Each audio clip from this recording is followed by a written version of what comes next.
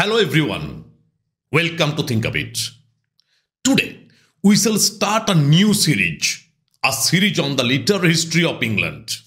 And naturally, we shall start from the very beginning. We shall start from Old English period, which covers a time span of approximately 700 years, from 450 to 1150.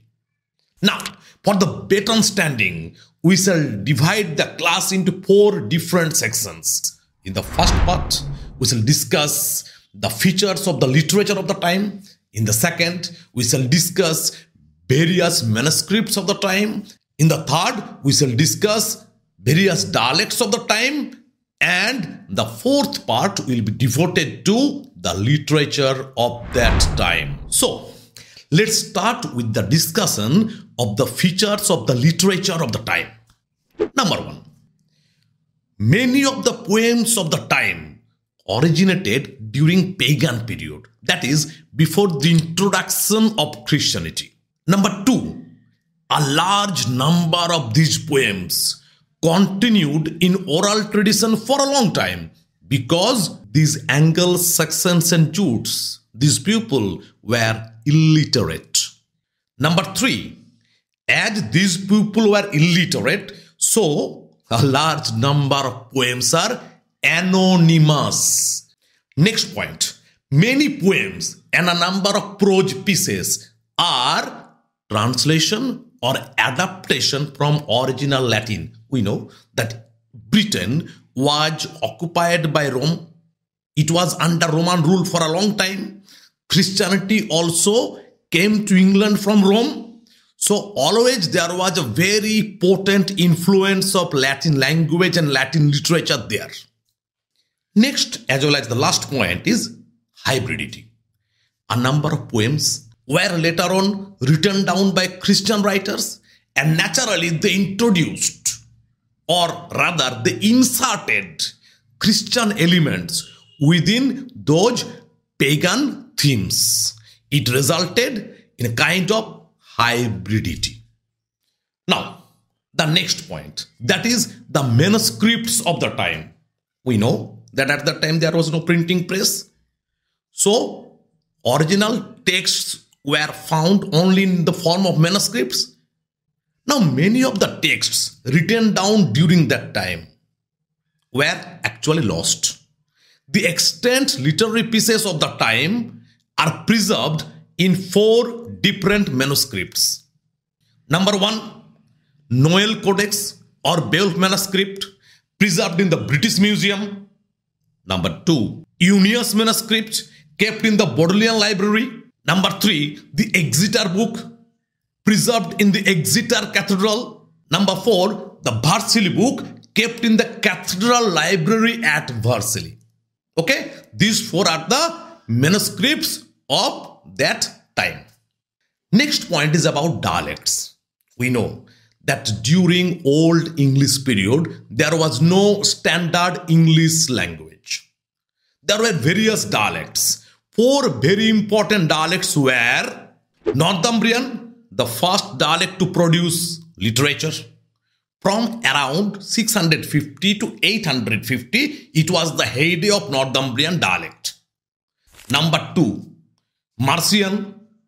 Number 3, Kentish. Number 4, West Saxon. During 9th century, West Saxon became the most influential dialect because King Alfred spoke as well as he had written in that dialect. So politically, it became the most important dialect in that land.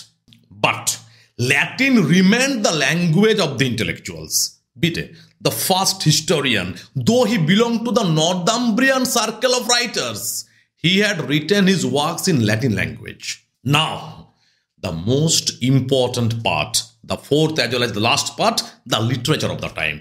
Literature of the Old English period can be divided into 2 different genres, 2 different types, poetry and prose. Now, poetry, if we think about the subject matters, if we read the poems, if we think about the themes, the poems can be divided into 3 different types.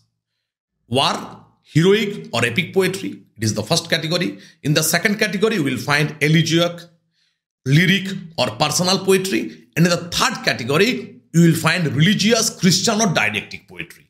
In the similar way, prose can further be subdivided into three different types: Anglo-Saxon chronicle, translations, and religious or Christian or didactic prose.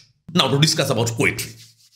In case of Old English, war, heroic or epic poetry, at least we will find 6 great works. Number 1 is Beowulf, which is considered as the first national epic in England. Then there are other 5 great works: Widsith or the Far Traveller, Waldear, the Fight at Finnsburg, the Battle of Brunanburh, and the Battle of Maldon. So we should remember the names of at least these 6 were epic or heroic poems. In the second category, elegiac, lyric or personal poetry. Here also we should remember the names of at least 6 poems: The Wanderer, The Seafarer, Husband's Message, Wife's Lament, Deor's Complaint, and The Ruin. Now Widsith or the Far Traveller, which is considered as a war poem or epic or heroic poem.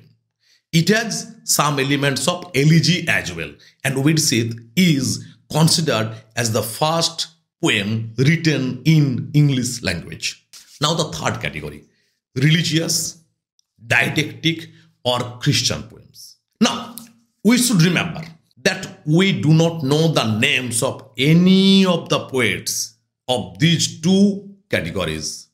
Number 1, epic poetry, and number 2, personal poetry. In case of the Christian religious poetry, from the very name it is clear that these poems were composed after the introduction of Christianity. Now at that time, the Romans had already taught them to write and to read. So in this case, we will find the names of 2 poets, Caedmon and Cynewulf. However, there is controversy whether all the poems which came under the name of Caedmon were actually written by him or not. In the similar way, whether all the poems were actually written by Cynewulf or not. That's why we should safely say that these poems are written by Caedmon group, whether by a single poet or a group of poets we do not know, and these poems are written by Cynewulf group, whether by a single man or a group we do not know. In case of the Caedmon group, we will find 4 different names: the Genesis, Exodus, Daniel, and Christ and Satan. In case of the Cynewulf group, we will find equally 4 different names: Juliana, Ellen, Christ, and the fates of the apostles. The most important religious poem of the time, The Dream of the Rood. The authorship of this poem is controversial, though many scholars believe that it is written by Cynewulf group. Is it clear? Now we shall discuss about prose. In case of prose, you will find 3 different names. One is King Alfred, and other 2 are Alfric and Wulfstan. King Alfred, after defeating the Danes disturbed the peace and prosperity of England for a long time. After defeating the Danes, Alfred thought about education in England, especially his own area of England at the time. And he translated 5 original Latin works. And which are these Latin works? Number 1, Pastoral Care of Pope Gregory. Number 2, The History of the World by Orosius.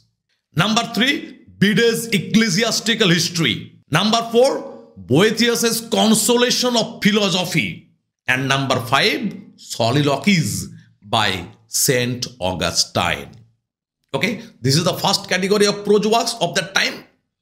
Now, in the second category, we shall discuss about Anglo-Saxon chronicle. What is a chronicle? Chronicle is a record of historical events. And during that time, a chronicle was maintained, which was called Anglo-Saxon chronicle. Probably King Alfred contributed some of its passages.